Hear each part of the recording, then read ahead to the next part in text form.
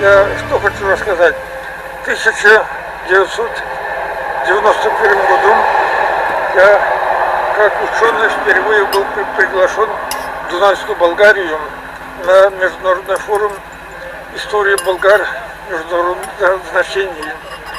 И я немного опоздал к началу, меня встретили, и вот уже конференция идет, и вот объявили, что вот только что приехал представитель Волжской Болгарии, народный писатель Чувашии Михаил Юхма.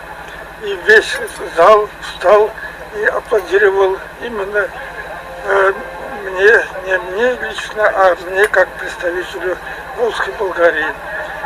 И я тогда узнал, что в мировом масштабе Волжская Болгария не погибла. Царь, когда Гунская империя распалась,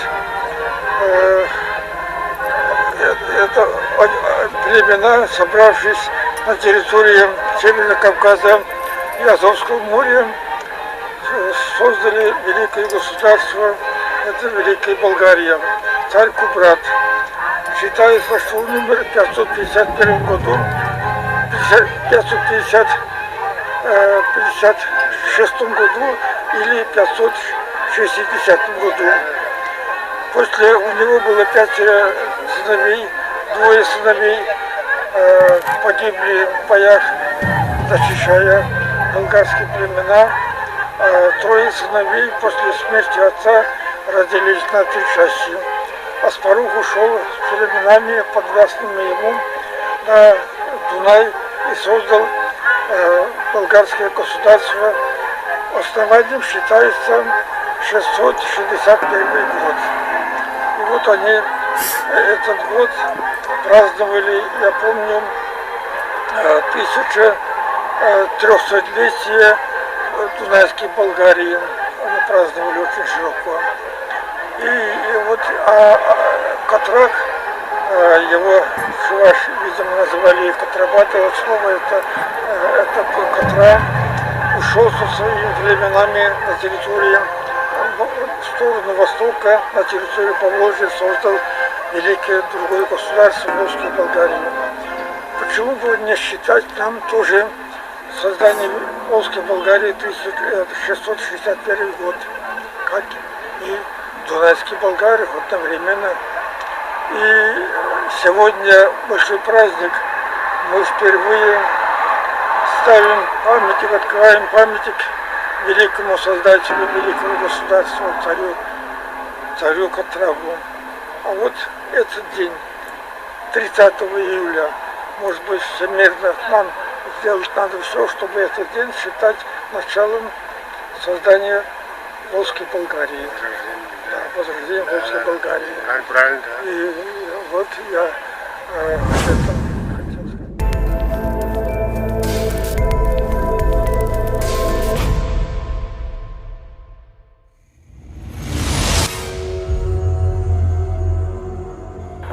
В нашей истории была и Волжская Болгария, которая приняла ислам.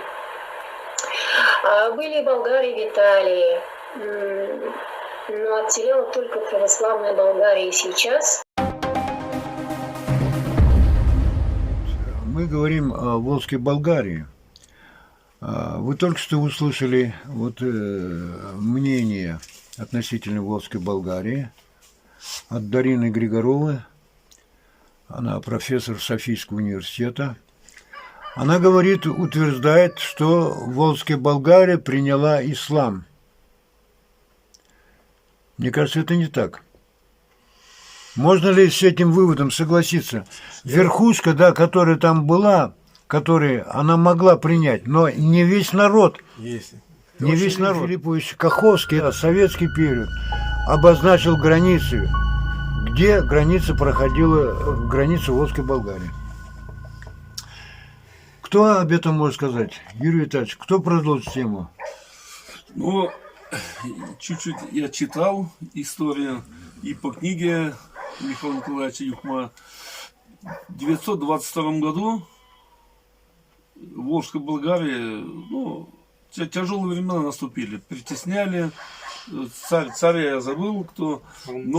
А? Алмуж, да. Нам прислали, нам вот чтобы самостоятельность иметь Волжская Болгария государство, нас принудили хазары, там сильные государства, давили чуть ли насильно, принимайте ислам, принимайте ислам.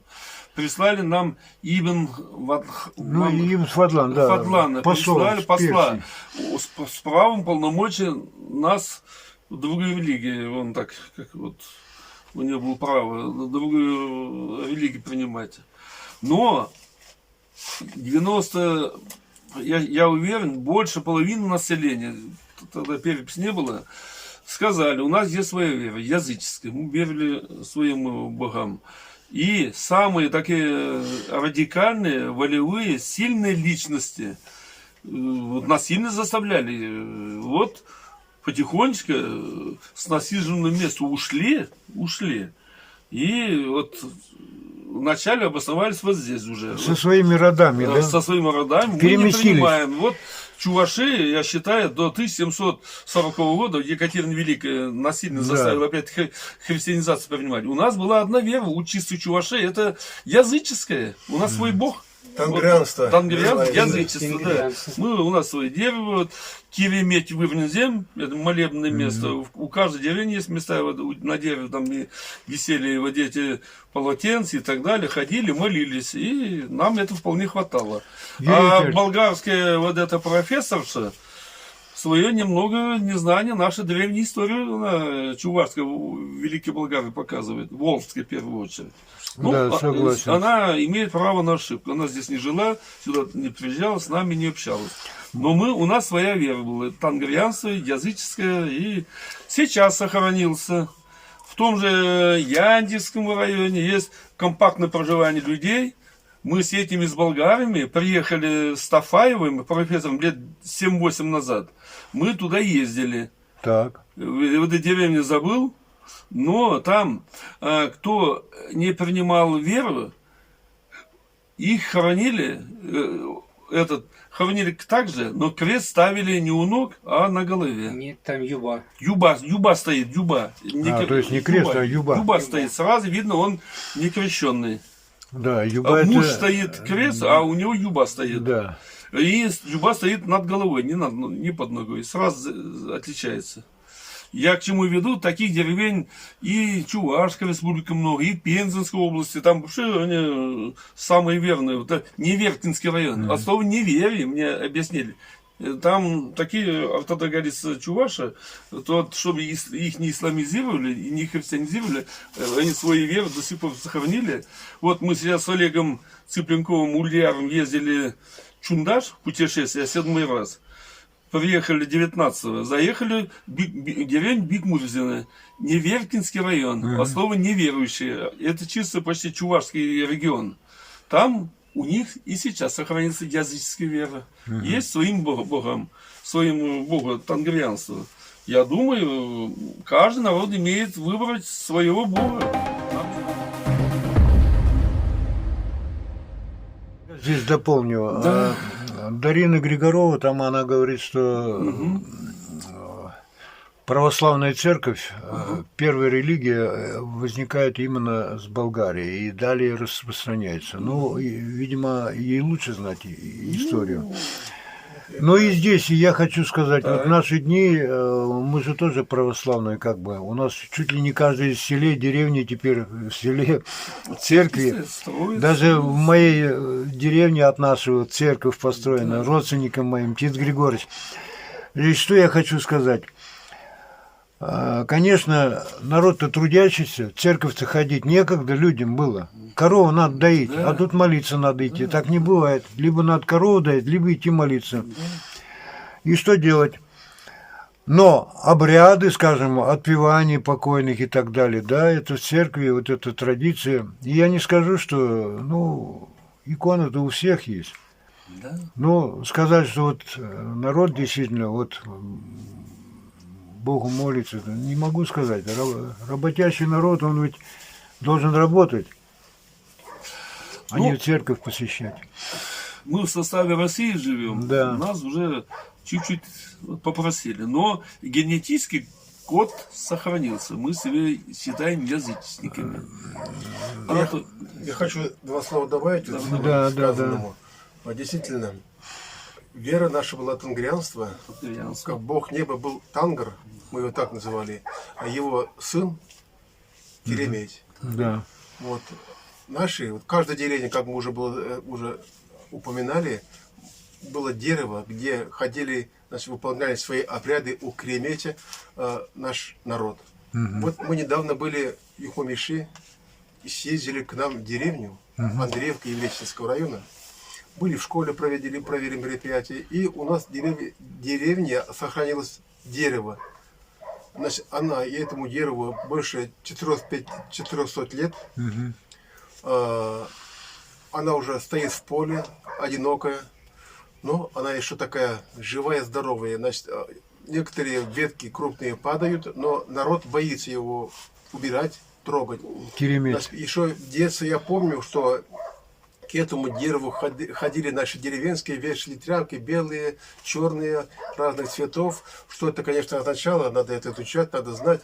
И вот наши предки, которые пришли в 1622 году, вот, ходили этому Кереметь и там вели свои, значит, обряды. Значит, есть такое, мне рассказывал Юхмамиши Михаил Николаевич. Ты знаешь, что такое, говорит, тангурдангар? Я говорю, да, есть такое чувашское слово, тангурдангар означает не совсем нормальный человек. Правильно говорит, это тангурдангар, это то же самое христианство, то же самое мусульманин, христианин, тангурдангар, это то же самое, одинаковые значения этих слов. Тангурдангар это тот, который верит в тангрианство, тангр. Поэтому русские попы, когда боролись с нами, чтобы мы приняли христианство, вот, именно это слово тангурдангар сделали так, что народ начал от этого отстраняться, что это нехорошее слово. Вот до нас дошло это слово, мы думаем, это нехорошее слово. Вот так вот. А так наша вера была очень давнешняя, она самая древняя вера у тюркских племен. Я думаю, тихонечку можно и возродить нашу чувашскую. Нужно возродить. Нужно. Не знаю, как оно это будет. Может быть, сейчас ведь нет. Время-то какое? Время, смотрите, современная жизнь полна событиями. И все эти события, они концептуально, цивилизованно могут изменить и состав народа, и образ жизни народа. Поэтому мы не будем сейчас загадывать, как это все будет в будущем. Ну, давайте вернемся. Вот, мы сказали, что десятилетие будет создание или возрождение. Оглашение только у нас, вот телевизионное оглашение только вот недавно было, состоялось. Как мы это создание десятилетнее создание Турханата, как мы планируем отмечать? Вот какие перспективы могут быть, какие программы? Как-то можем мы сообщить людям, народу? Самана, как-то не верится, 10 лет прошло. 10 лет назад, в 2014 году, скоро будет, через полгода, она в декабре еще 2013 году созревал этот вопрос. Во главе этого идеи стояли Юхмамиши, его поддержал Ефимов Анатолий Петрович, наш профессор, уважаемый доктор медицинских наук из Ядринского района. Его поддержал Дадиков Юрий Витальевич, Юрий Чудай, это ваша персона. Его поддержал Картунов Николай Германович, всеми вами уважаемый красночатайский товарищ. Он тоже дворянство свой род хорошо знал. И Самакин Александр сильно поддержал. Поддержал наш уважаемый, среди нас опять нет, Николаев Анатолий Николаевич, Полгар Толли. Вот вспоминаю, но очень тоже поддержал этого рода, этого идея Дергунов Петр Николаевич, Петр Иванович и товарищ уважаемый, по памяти всех помню, наш уважаемый Фадеев Георгий Андреевич. Вот это у нас первый костяк Турганат. Потому что и Анатолий Вениаминович Павлов. Тоже первый. Так он и в интервью-то выходил самый первый. Да, в числе первых. Только начал. Да, идею. Вместе. И тут командно вместе все это Первые делали. шаги совершали. Да, Анатолий это наш секретарь, он даже тогда был. И это было уже 10 лет назад, в декабре уже начали. Ну, 10 лет, мне кажется, даже не поверил. Я думал, лет 6-7 назад. Как время летит. Но это первый юбилей. Его надо, как говорится, с трудами, делами надо встретить. Я считаю, за 10 лет мы что-то полезное для болгаро-чувашского народа сделали, что-то полезное. Юрий Витальевич, Вот а вот именно не буду говорить. Задавай вопрос. продолжение вот этой книги «Болгар-чувашский Турханат». Вот она, книга рядом, да. Да. А может быть, надо продолжение вот этой книги надо выпустить? Может быть, как-то коллегиально там. Самана. Потому что есть уже новые сведения о том, вот Василий Михайлович. Новые члены есть. Да, новые да. здесь у нас теперь уже около 40 человек. Здесь только 21 человек попал. Книга должна быть в 2 раза толще. И Да, новые да, информации, новые источники надо добавлять. То есть усиливать надо. есть книга, есть для утверждения тема. Да, значит, Нет книги, ничего нет. Самана, ваш вопрос очень уместно. Было бы очень замечательно. Юбилей придет, 10 лет уйдет. Но после этого праздника, празднования останется в народе фильмы, останутся книги. Но 10 лет надо, как-то его достойно надо встретить. Для этого повод есть, и книги надо выпустить. Слава богу, фильмы можем выпустить уже для народа. Потому что если судьба нас выбрала, вот эти первые обоймы 21 человек, потом теперь там 36 уже, около 40, значит, активисты чувашские должны очень много полезного надо делать. Вопросов море, а работа не початый край. Надо работать, стараться, доказать, книги выпустить, приводить сюда и возвеличивать надо, да. наш великий чувашский, болгар-чувашский род. Я свой род разыскал до 1700 где-то 20-го года. Дальше надо ехать надо было в Казань, Ульяновск, Нижний Новгород, Ленинград.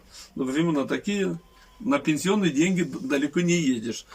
Дело благое. Кто, если не мы? Болгар-чувашский Турганат надо возродить. Мы потомки, я Токай Патер, который чуваши, там, Читай, гремел сильно. И при Емельяна Бугачева не поддержали, и потом поддержали.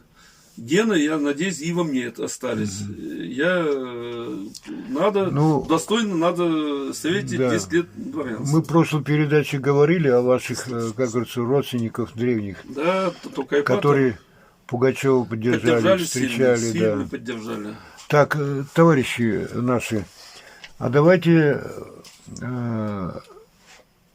послушаем Анатолия Вениаминовича, потому что я так думаю, что вот он долгое время отмалчивался, и полагаю, что у него тоже есть что сказать сообществу нашему.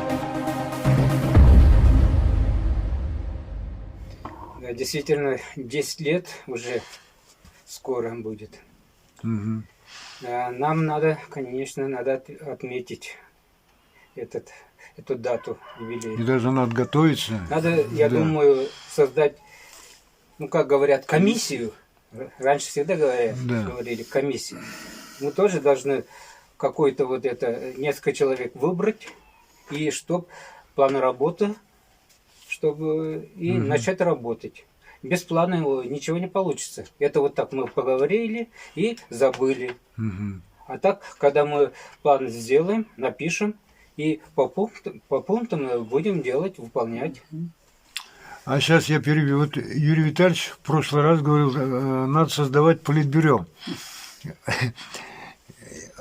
Действительно, получается, вот есть костяк активных людей, которые, как говорится, готовы поддержать идею, не просто там порассуждать, но которые своими шагами достойными внедряют в жизнь эту идею. Далее что? Вот продолжение вашей темы, Анатолий Вениаминович. Это очень мудро. И вот Политбюро, вот костяк из этих людей, наверное, надо создавать какой-то, ну, Комиссия. Хочу комиссия, сказать, да, или Политбюро Политбюро. это когда партия, партийные организации, там Политические. Политбюро, да. Здесь комиссия. Но у нас не партия, у нас совсем Комиссия. другое. Комиссия, Да. Ну, Политбюро это не чуварское слово. Да. Но это это кто-то наше. придумал в прошлый раз, я Да, поэтому Это мне нам, кажется, я думаю, совсем не пойдет. подходит. не подходит. Надо что чуварское свое надо найти. Их много. Да. Но организатор Канаш, например, живой, да? живой, вот Видела этот, их, видела их, Как? блядь. Канаш. Канаш. Канаш. Да, это и есть канал. Канаш, ну да, совещательный. блядь. Это чисто Так вот наши зрители очень подходит нам. тут же побегут в город Канаш. Согласован. Ну, давайте продолжим. Анатолий Вениаминович, вам слово. Говорите.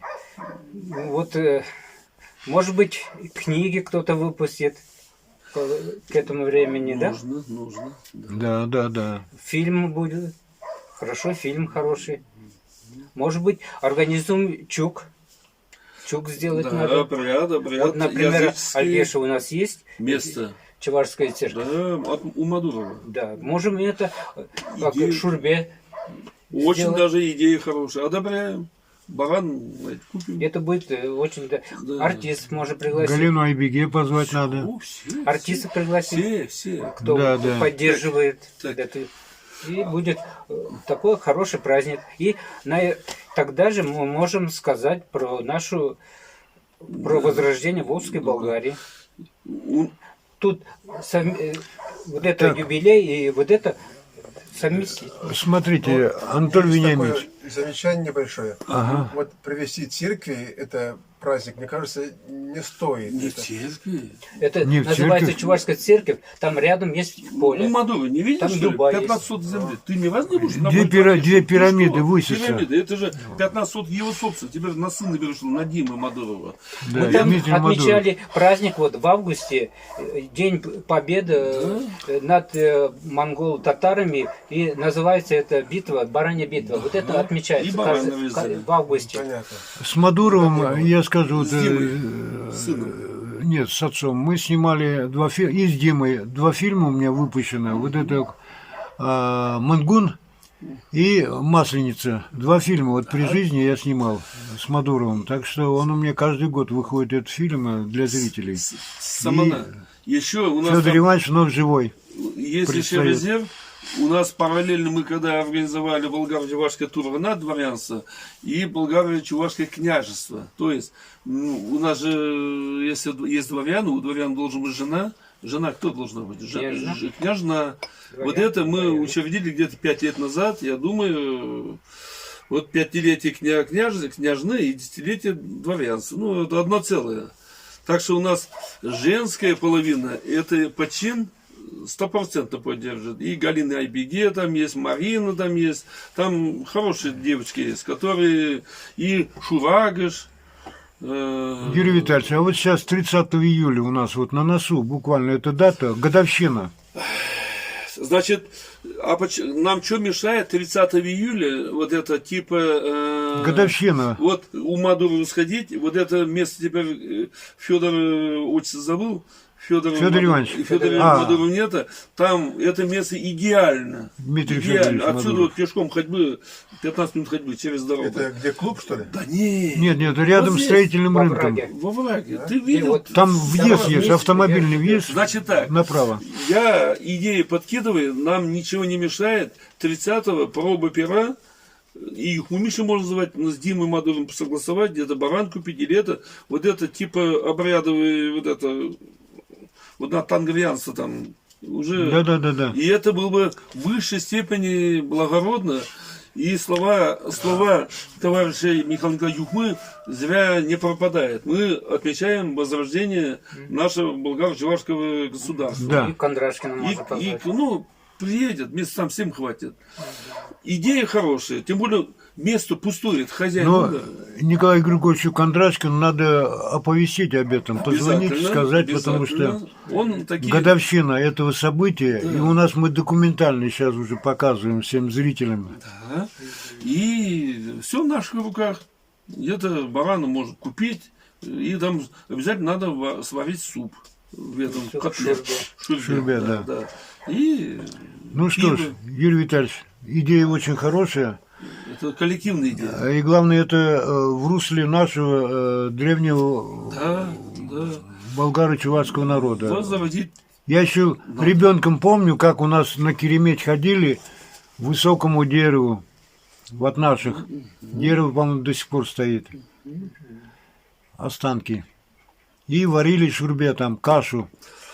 Самана, нас, болгары-чуваши, ценят не тем, что мы вот русские, вот эта вера, их вот это ритуал соблюдаем. Нас, чуваши, ценят за нашу самобытность. Если мы сами вот это, если себя считаем чуть-чуть элитой, вот, называем турганами, мы должны эту идею подавать, народ внедрить. Все не потянутся, но за нами уже есть кому идти и праздновать. То есть нас слышат? Готовить. Да, слышат, тем более интернет Да, и видят. свое дело делает. Нас за это все будут спасибо сказать. Есть настоящие чуваши, болгар-чуваш, которые вот это обряд делают. Вот и Юхма Мишиба держит, и Мадур Федор Иванович, жаль его нет, его сын тоже поддержит. Есть последователи. 30-го давайте организуем. Давайте, я буду готовиться. Да. Так, Я хочу добавить. да, пожалуйста, Когда вам слово. Можно даже, вот кто желает, можно чувашские имена присваивать. А почему нет? Почему нет? У каждого должен быть свое имя, чувашское. Только У меня вот Эрнак. У меня я принял Федор это. Мадур на Не, берегу. Федор Иванович, он лично мне... Я он, свидетель. Да, он дал мне это имя, чувашское имя. Это как законно на паспорт можно списывать, нет? Потом можно. Можно? А кто Это тебе уже запрещает? от нас зависит. Или Мне, добавим. мне как волжские вот эти болгары, еще, по-моему, в конце советского периода мы туда выезжали, еще ничего там не было. И у меня Самана стало там имя. Вот. И мы через огонь проходили.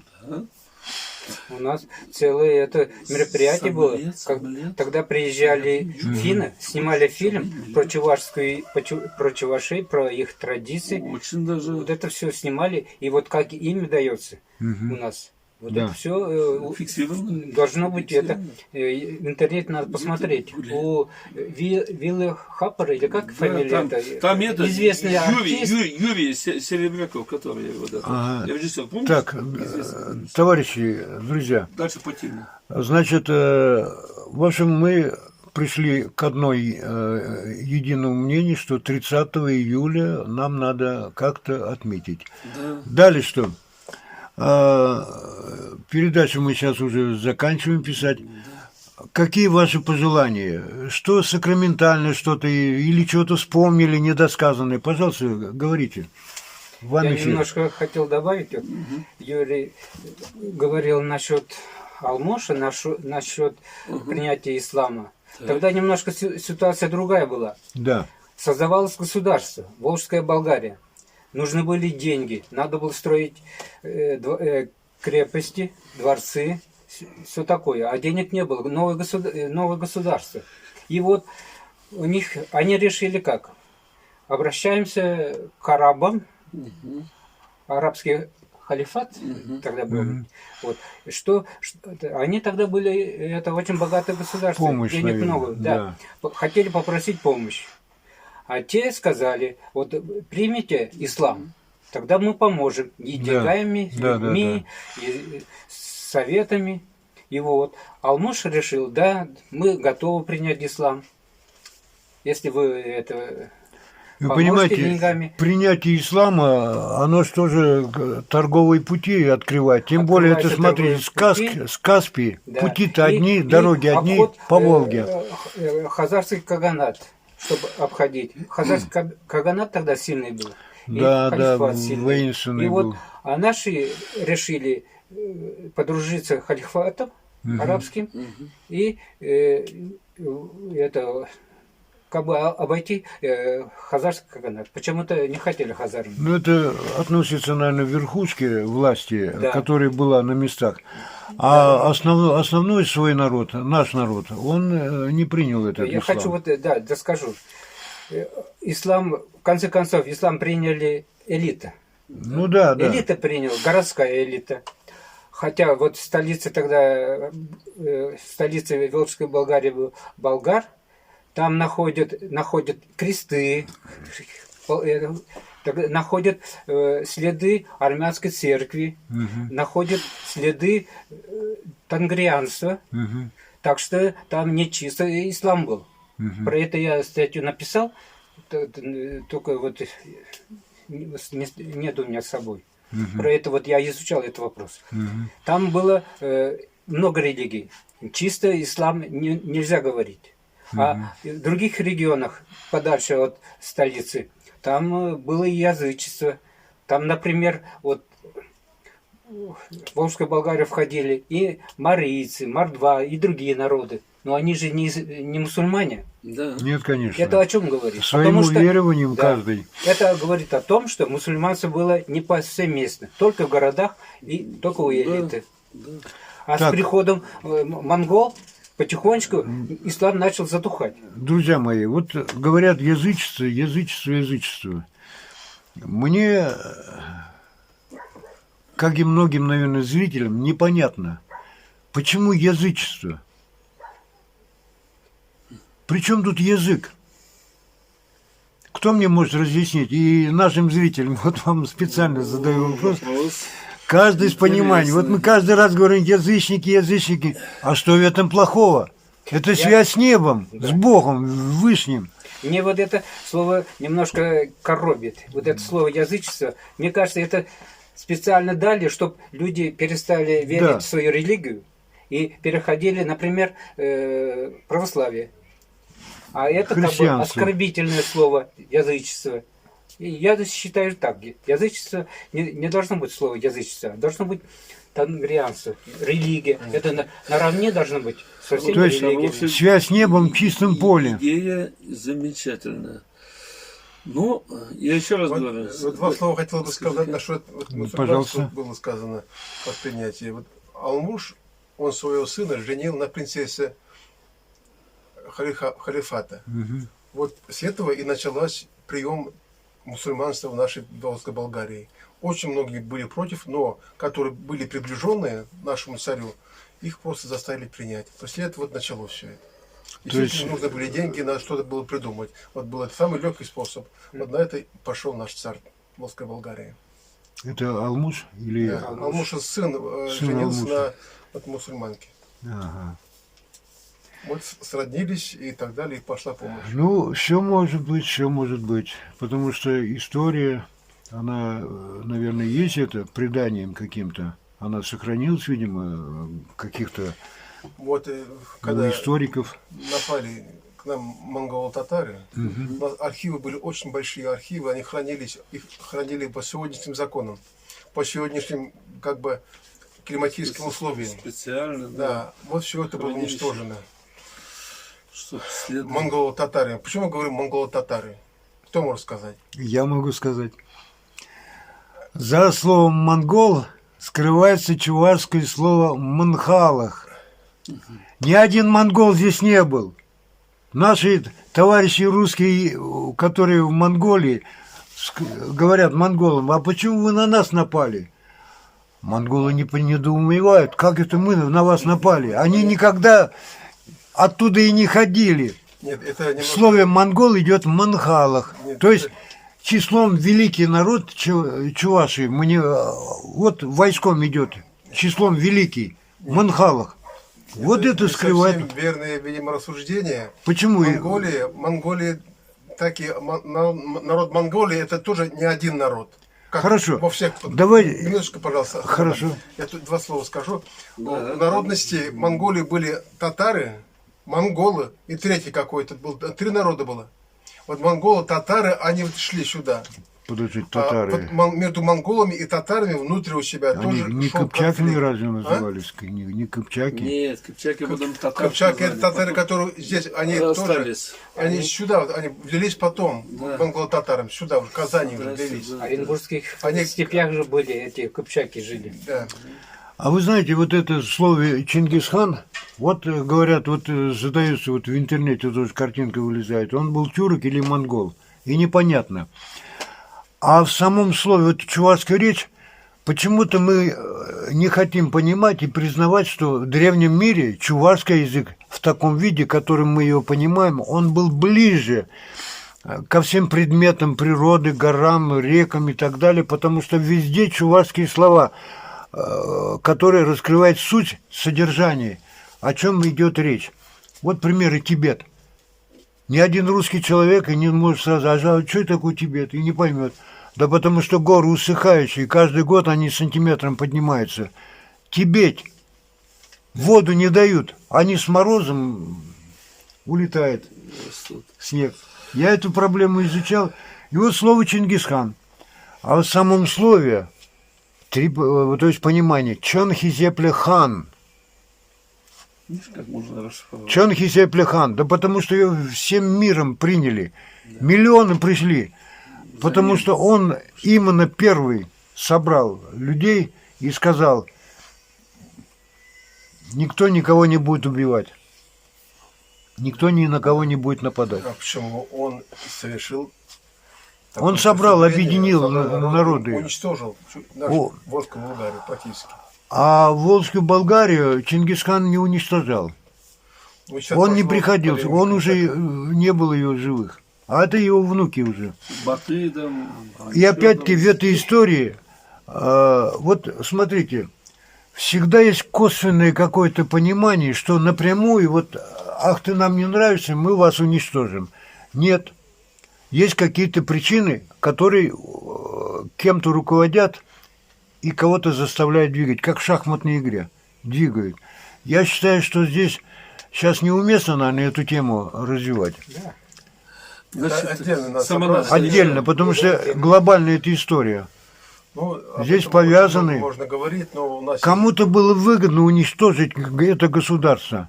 Вот, к примеру. Я хочу сказать два слова. Тамерлан пришел через 100 лет.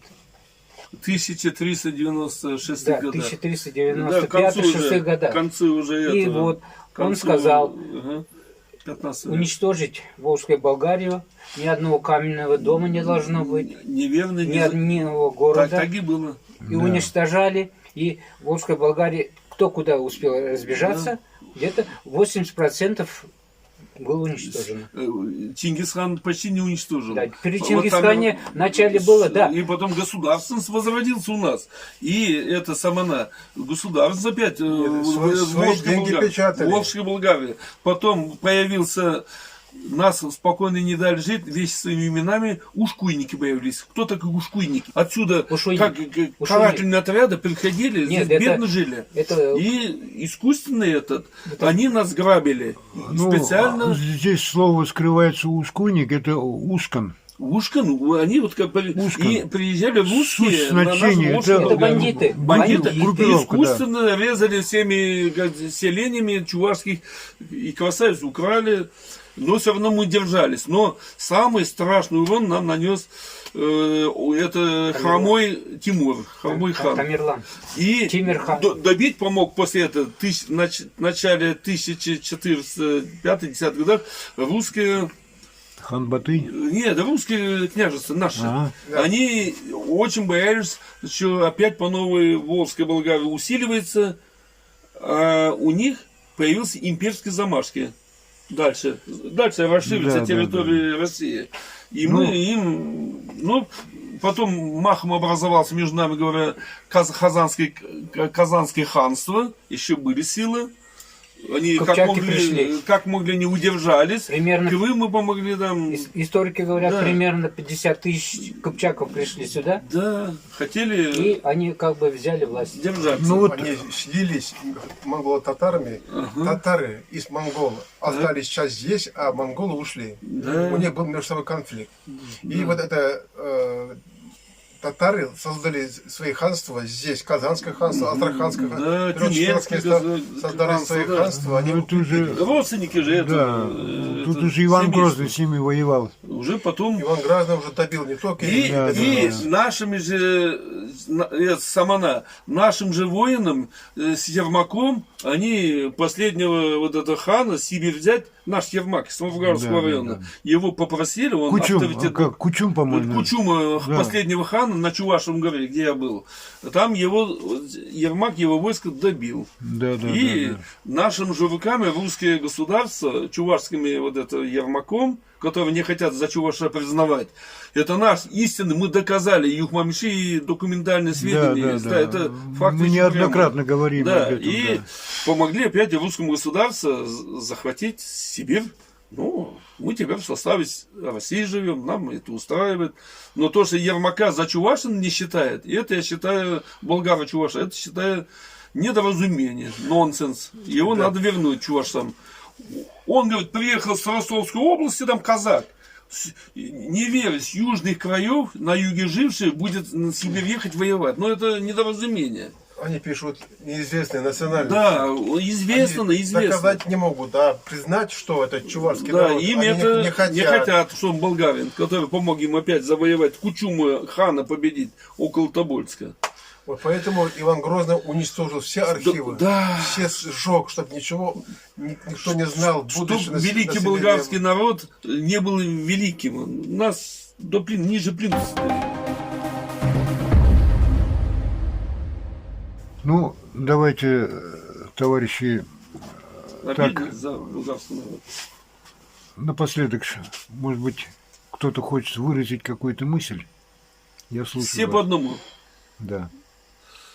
Тему, которую мы сегодня обсуждали, Вот то, она что- очень, конечно, интересная. Она Да, глобальная слабое тема. звено. Это То, больное что место начали, затронули. то больное есть место. начато в прошлом году, благодаря Михаилу Николаевичу, это очень замечательно. Это первое зерно, которое посажено на наше прошлое, сегодня нынешнее зерно. Вот Да. это надо нам поливать, это надо расти, ухаживать и так далее.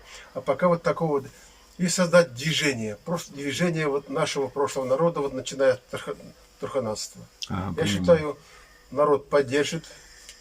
Но для этого нужно, как говорится, ну, наш есть патриарх, он поможет нам, но надо заниматься, работать самим. Просто так ждать с неба погоду бесполезно. Ну, для вас, наверное, это написать книгу. Лично вам, Ну, Он упомянет. как писателю. Обязательно упомянет. замять Да. обязательно. Так, Анатолий Вениаминович, вы что-то хотели добавить? Ну, я поддерживаю, да, надо работать. Надо, я думаю, привлекать людей известных, которые вот что-то добились в жизни. Они известны не только республике, например, и для За и пределами. России, да. С ними надо контактировать, может быть, их тоже принимать, наши ряды. И Ну и, наверное, надо еще добавить, что вот кто у нас активисты Чувашской республики и так далее, с районов или с соседних регионов, там, землячества и так далее, пусть тоже обращаются к нам и пусть тоже участвуют. Нужно, да, нужно. Мы должны пригласить, наверное. эти председатели автономии, например, Да, да, почему да. с ними Приглашать работать? надо. Вот с ними работать надо. Это мы, конечно, не можем. ЧНК надо подключать. И наше правительство. Вот я что хотел сказать. Я думаю, Конгресс ЧНК нас поддержит. Там ребята хорошие. Должны поддержать. Да, должны поддержать. Ну и я думал, правительство Николаю пойти. Ну, он, конечно, открыто поддержать не может. Это Ну, исключено. конечно. Но как-то пассивный помощь от правительства тоже это нам необходимо в первое время. Юрий Витальевич, вам слово. Я вспомнил. Сакраментальное. Я вспомнил. Из глубины сердца. Я Давайте, вспомнил. доставайте. Великий народ считается тогда великим, это по нашим меркам, когда народа больше 1 миллиона живет, сохранился, Так. чувашским фамилиям. А пока мы чуваши по паспорту, по переписи, где-то 1 300 000, 1 400 000. Еще в ближайшие лет 10 мы надеемся, что великим станется. Когда меньше 1 миллиона будет народа, мы уже великим не будем считаться. Забыли, что ли? Мы в свое время 4-е место занимали по численности да. в Советском Союзе. Теперь уже откатились на 7-е, 8-е место. Первые были русские, затем украинцы, следом шли татары, и Да, 4-е мы были. Во. И потом башкиры, там, Ну, это Советский Союз. остальное. Тогда при Советском Союзе, как я старый коммунист, могу сказать, вот это национальный вопрос решался четко и велось хорошо. Это чуваши долгое время, они имя чувашем и в паспортах первых себе чувашем называли. Наша задача, как вот элита чувашского народа, мы здесь сидим, общаемся, с которым нам не безразлична судьба болгаро-чувашского народа. Что мы умрем скоро, что после себя оставим? Чтобы возродить все-таки наше вот это болгаро-чувашский народ, возродить наше тангрианство, опять возродить вот этот, господи, дружбу, что ли, между собой. Взаимопомощь. А чуваши, по сравнению с теми же татарами, мы разобщенно живем. Надо поактивнее. Я считаю, в этом деле нам поможет интернет-телевидение у Олега Самана, который работает на всю страну, на весь мир. Я думаю, благодаря современным техническим вот этим новшествам, таким патриотам, как Юрий Чудай, Василий Михайлович, Лаврентьев, Павлов, писатель, историк. И еще много. Кстати, вот надо сказать, он был подводником, мы все, капитан-лейтенант в отставке. Мы все служили, мы все здесь служили. Присягнулись Российской Федерации, Советскому Союзу мы присягнулись. И на данном этапе у нас патриарх, главный Юхмамиши, народный писатель наш Эльдебер живет. Мы должны активизироваться надо.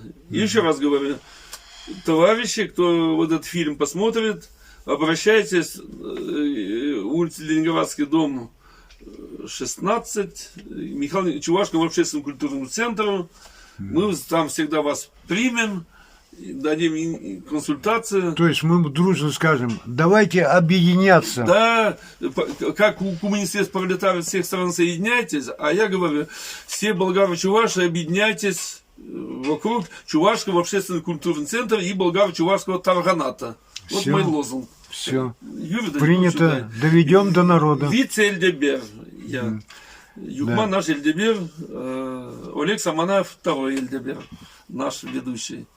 Сывы Булдер, болгаро-чувашский народ. Сивы Булдер Чувашсем. Сывы Булдер, пойдем Тендевича, болгар-чувашсем. Пойдем болгар-чувашсем, все. Все. Правда, будет наш пригласил само на интернет-телевидение. Спасибо вам. Тогда больше. Правда, будет.